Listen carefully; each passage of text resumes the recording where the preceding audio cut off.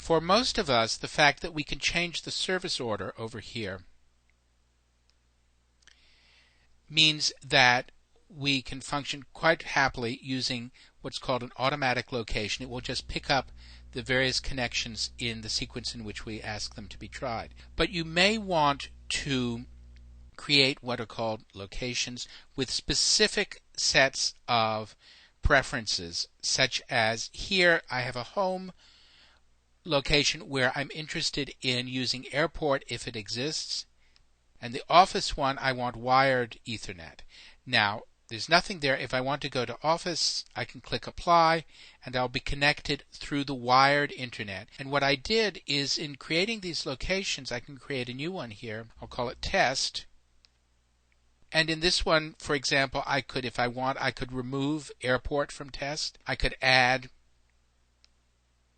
a virtual private network for test, and I will only see those when I'm working with test.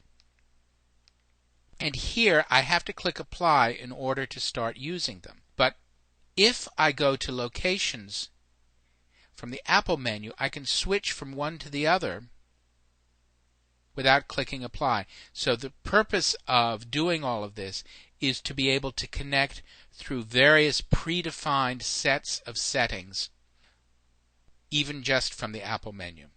Now down here at the bottom of the network preferences is an Assist Me button, which lets you do two things. You can run diagnostics, and what it will do is it'll walk you through the process of connecting and going from your computer on out to the network, to the internet service provider, up to the internet, and making certain you can actually connect to the server. And these dots will turn red if something doesn't work. It has to be in this sequence. If there's a problem with airport, then you can't get anywhere beyond it. So you can walk through this. It will ask you some questions, the location that you want to use. If I change to use wired internet, Ethernet, you'll see now I've lost the airport settings because I don't have them anymore. And it'll walk through with diagnostics so that you can get a sense of what's going on. If you are connecting to an internet service provider and you're having problems, the first thing to do is to walk through the diagnostics to see if you can find a problem at your end. And then if you call them, have network preferences open so that if they say, what is your IP address and so forth, you can tell them what it is.